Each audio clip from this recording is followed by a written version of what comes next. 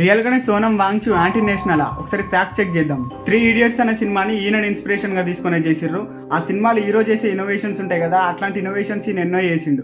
అట్లాంటి inspirational person anti national ఎట్లయిండు? చేసిర్రు. లదఖ్లో ఉండే కూల్ అట్మాస్ఫియర్ వల్ల ఇండియన్ ఆర్మీ వాళ్ళు ఇబ్బంది పడుతున్నారని చెప్పి 2021లో సోలార్ టెంట్స్ని తయారు చేసిండు. ఎవరి కోసం? మన ఇండియన్ ఆర్మీ వాళ్ళ కోసం. అందుకు ఆయన యాంటీ నేషనల్.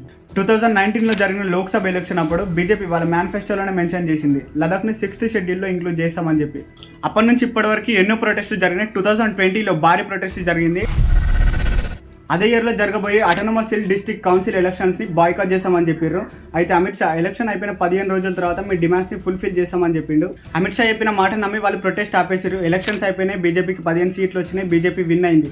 కానీ అమిత్ షా చెప్పిన మాట మాత్రం మాటలానే ఉండిపోయింది. ఎలక్షన్స్ కోసం మేనిఫెస్టోలో మెన్షన్ చేయడం కరెక్ట్, మేనిఫెస్టోలో మెన్షన్ చేశారు కదా, ఇంప్లిమెంట్ చేయండి, ఎందుకు ఇంప్లిమెంట్ చేయట్లేదు అని అడిగితే మాత్రం యాంటీ నేషనల్. ఆపరేషన్ సింధూర్ అప్పుడు చైనా పాకిస్తాన్కి సపోర్ట్ చేసింది, కానీ ఇప్పుడు ఇండియా చైనా ఫ్రెండ్స్ అయినాయి.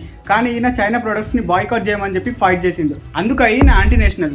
ఇవన్నీ ఆయనకు వచ్చిన అవార్డ్స్. ఆయనకున్న నాలెడ్జ్ అండ్ ఎడ్యుకేషన్కి ఈ అవార్డ్స్ అన్నింటినీ ఆయన డిజర్వ్ చేయగలుగుతాడు. అందుకు ఆయన యాంటీ నేషనల్. ఒక పొలిటికల్ పార్టీ ఆయన మీడియా వాళ్ళు చేసే ఫేక్ ఎలిగేషన్స్ని నమ్మి ఆయన గురించి 1% కూడా తెలియని వాళ్ళు ఆయన యాంటీ నేషనల్ అని అంటున్నారు.